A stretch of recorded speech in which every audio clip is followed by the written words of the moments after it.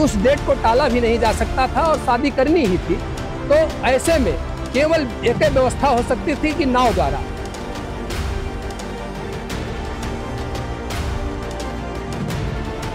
हर साल बाढ़ आती है, बड़ी दुर्दशा होती है, तमाम फसलें नष्ट हो जाती हैं, गन्ने उन्ने सब बह जाते हैं, कुछ यहाँ बचता नहीं। एक फसली गांव है, केवल गेहूं होता है। मेरे पीछे आप एक तस्वीर देख रहे हैं जिसमें एक नए जोड़े में, लाल जोड़े में नई नवेली दुल्हन, हाथ में तलवार लिए दूल्हा नाव पर बैठा है। जी हाँ, ये तस्वीरें हैं तहसील तरफगंज क्षेत्र के अंतर्गत बेउंदा माझा गांव की, जहां पर बाढ़ का पानी चारों तरफ पूरी लबोलब भरा हुआ है। बाढ़ यहाँ पर पूरी तरह से तांडव मचा रही है। प्रशासन दावा कर रहा है कि नाव चला रहा है, राहत सामग्री बांट रहा है, सब कर रहा है, लेकिन धरातल पर क्या है ये आपको इस विजुअल में साफ तौर पर देखने को मिलेगा, क्योंकि ये वो प्राइवेट नाव है जो यहाँ के लोगों ने खुद किसी तरह व्यवस्था की है। यहाँ से ये बारात गई थी और इसी पानी से होकर ये दूल्हा अपनी दुल्हन को लाने के लिए उसी बाढ़ क्षेत्र में गया था, जिस बाढ़ क्षेत्र में इस समय बताया जाता है कि सारी व्यवस्थाएं कर दी गई हैं। वो गांव है अहली परसौली गांव का टेपराहन पुरवा, जहां से ये दुल्हन आई है।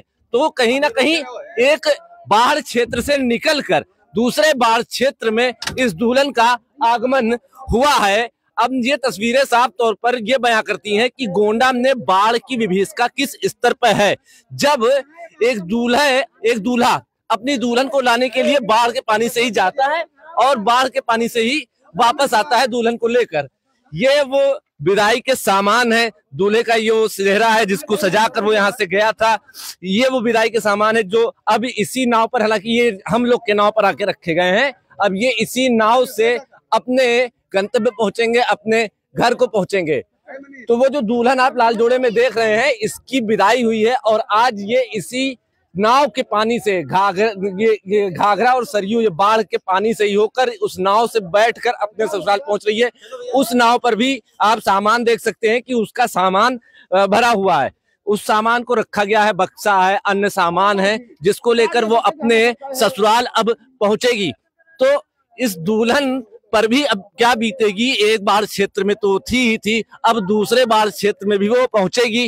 हालांकि इससे पहले भी हमने जब यहाँ से लोग उसको लाने के लिए नाव से ही होकर जा रहे थे, कुछ महिलाएं उस नाव पर बैठी थी, उनसे भी जानने का प्रयास किया था कि वहां पर क्या स्थिति है। जहां अब दुल्हन जिस घर में पहुंचने वाली है, तो वहां पर भी बताया गया कि कल तक तो पानी बहुत ज्यादा भरा हुआ था, लेकिन अभी भी घर में पानी है, गाँव में पानी है, जहाँ ये दुल्हन जा रही है वहां पर भी पानी है, उसके घर में भी पानी है। तो अब वहां की भी जो स्थिति है, जो महिलाएं इस दुल्हन को लाने गई थी उन्होंने बताया था, तो वहां पर भी वही स्थिति है, बाढ़ का पानी चारों तरफ भरा हुआ है। अब बाढ़ में दूल्हा दुल्हन की विदाई हो रही है, लेकिन प्रशासन है कि अपनी पीठ थपथपाने में बिल्कुल मशगूल है और सीधे बता रहा है कि हमने नाव लगा दी है, हम राहत सामग्री बांट रहे हैं, पशुओं को ऊंचे स्थान पर भेजा जा रहा है, जो लोग घिरे हुए हैं उनको भी ऊंचे स्थान पर भेजा जा रहा है, एसडीआरएफ एनडीआरएफ सबको यहाँ पर तैनात कर दिया गया है। लेकिन धरातल पर क्या है, इस बेउंदा माझा गांव में क्या है, तरफगंज तहसील के दर्जनों गांव की क्या स्थिति है, ये आप सीधे तौर पर वीडियो में, विजुअल में साफ तौर पर देख सकते हैं। गांव के प्रधान जी भी हमारे साथ मौजूद हैं, इनसे जानने की कोशिश करेंगे कि यहाँ पर प्रशासन ने क्या व्यवस्था की है। इसके अलावा जो दुल्हन आज विदा होकर जा रही है अपने ससुराल, वो कैसे जा रही है, क्या स्थिति है और किस तरह दूल्हा यहाँ से गया था बारात लेके, और किस तरह यहाँ जब गया था तब क्या स्थिति थी, सारी चीजों से रूबरू होंगे। प्रधान जी, नाम बताइएगा और क्या स्थिति थी और कब ये लोग गए थे शादी करके, ये बारात लेके। मेरा नाम केशवराम यादव है, मैं यहाँ का प्रधान हूँ। पहले से ये शादी निर्धारित थी, 11 जुलाई को होनी थी, लेकिन बाढ़ जल्दी, नेपाल के पानी छोड़े जाने से बाढ़ जल्दी आ गई, तो ऐसी परिस्थिति बन गई कि उस डेट को टाला भी नहीं जा सकता था और शादी करनी ही थी। तो ऐसे में केवल एक ही व्यवस्था हो सकती थी कि नाव द्वारा। तो जिस दिन बारात जानी थी उस दिन भी बारात दूल्हा नाव से ही गया था और वापसी में पानी तो घट रहा है, लेकिन अभी भी नाव ही सहारा बन करके वो अपने घर तक जा सकती है। इसलिए दूसरी नाव पे दुल्हन जा रही है और एक नाव पे हम लोग जा रहे हैं। कितने नाव से लोग गए थे बारात लेकर? 7-8 नाव से घर से निकले थे, बाजार तक गए थे, उसके बाद गाड़ी करके गए थे। 7-8 नाव से बारात गई? जी जी जी सर। कितने लोग थे? लगभग 100 लोग बाराती गए थे। अच्छा जी। बारात कहाँ गई थी, कुछ बारात गई थी अहली टेपराहन पुरवा। टेपराहन पुरवा? जी जी। वो भी बाढ़ प्रभावित क्षेत्र है? नहीं है, बाढ़ प्रभावित बंधे के किनारे है, लेकिन उनका घर बंधे के अंदर है। जी। अच्छा, आज क्या स्थिति है, अब जब दुल्हन आ रही है तो कैसे क्या स्थिति है अभी यहाँ पर? आवाज तो सामान्य हो गई है, लेकिन अभी भी पानी इतना है कि गाड़ी वहां तक नहीं जा सकती, इसलिए नाव से ही जाना पड़ रहा है। जी सर। जैसे आपने बताया कि बाढ़ पहले आ गई, जल्दी आ गई, प्रशासन की क्या क्या व्यवस्था है अभी? वर्तमान समय में प्रशासन ने नाव की व्यवस्था कर दी है, नाव चल रही है। बाकी तो ये दैवीय आपदा है, अचानक आ जाने से कोई व्यवस्था यहाँ छिन्न भिन्न हो जाती है, फिर और क्या हो सकता है। कितने नाव की मांग आपने की थी? हमने 6 नाव की मांग की थी। कितने मिले? 3 नाव मिल गई है और प्राइवेट चल रही है। 3 ही नाव मिली सर? जी जी जी। अच्छा, जैसे प्रशासन दावा कर रहा है कि जो लोग बाढ़ में फंसे हम उनको ऊंचे स्थान पर लेके जा रहे हैं, पशुओं को ऊंचे स्थान पर लेके जा रहे हैं, राहत सामग्री बांट रहे हैं, मेडिकल किट बांट रहे हैं, जगह जगह चिकित्सा का शिविर लगा हुआ है, लेकिन अभी मैंने इतना पूरा क्षेत्र देखा, मुझे कहीं कोई शिविर या कोई चीज नजर नहीं आई। जी जी, मेरे गांव के लोग बाढ़ में जो पशु लेकर के गए हैं, बंधे के उस पार टिके हैं, वहां आज फोन आया था, लंच पैकेट बांट रहे हैं, जो लोग बाहर निकल गए। जी। अंदर नहीं पहुंचा जा रहा? अंदर क्या व्यवस्था पहुंची? अंदर तो अब तक नहीं कोई व्यवस्था पहुंची है। जिस गांव में हम लोग चल रहे हैं, प्रधान जी ये बताइएगा वहाँ कितने परिवार रहते हैं और कितने परिवार के लोग अभी वहाँ मौजूद हैं?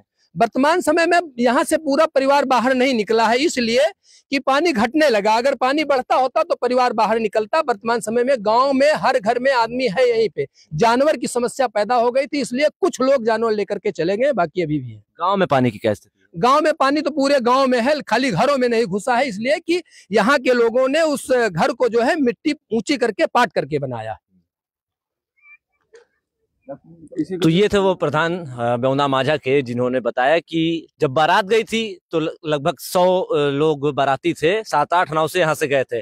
अब जब बारात वापस आई है, दुल्हन और दूल्हा घर जा रहे हैं, दुल्हन ससुराल जा रही है अपने, तो वहां भी स्थिति वैसी की वैसी है, बाढ़ का पानी भरा हुआ है और वो अब इसी नाव से बाढ़ के पानी से अपने घर पहुंचेगी। प्रधान जी कुछ कहना चाह रहे हैं आप? कुछ जी, मैं कहना ये चाह रहा हूँ कि बहुत पहले ढेमवा घाट का पुल का निर्माण हुआ था हमारे बगल में, वो सड़क बाढ़ में कट गई, 2 साल हो गया, वो सड़क नहीं बन पाई है। जब वो पुल चालू था तो मेरे गांव के लोगों को निकलने का फैजाबाद साइड में अच्छा रास्ता था, उससे बड़ी दिक्कत हो रही है। पुल जो है, जो सड़क कटी है, वो निर्माण हो जाए तो मेरे गांव का राहत मिल जाए। यदि वो एक बंधा बन जाए नदी के किनारे तो मेरा गांव भी सुरक्षित हो जाए, बाढ़ से बच जाए। हर साल बाढ़ आती है, बड़ी दुर्दशा होती है, तमाम फसलें नष्ट हो जाती हैं, गन्ने उन्ने सब बह जाते हैं, कुछ यहाँ बचता नहीं। एक फसली गांव है, केवल गेहूं होता है।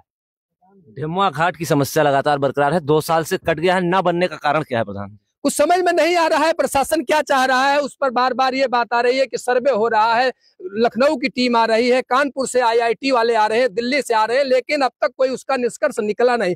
पुल तो बन गया है, लेकिन एक पुलिया बनना पहाड़ हो गया है।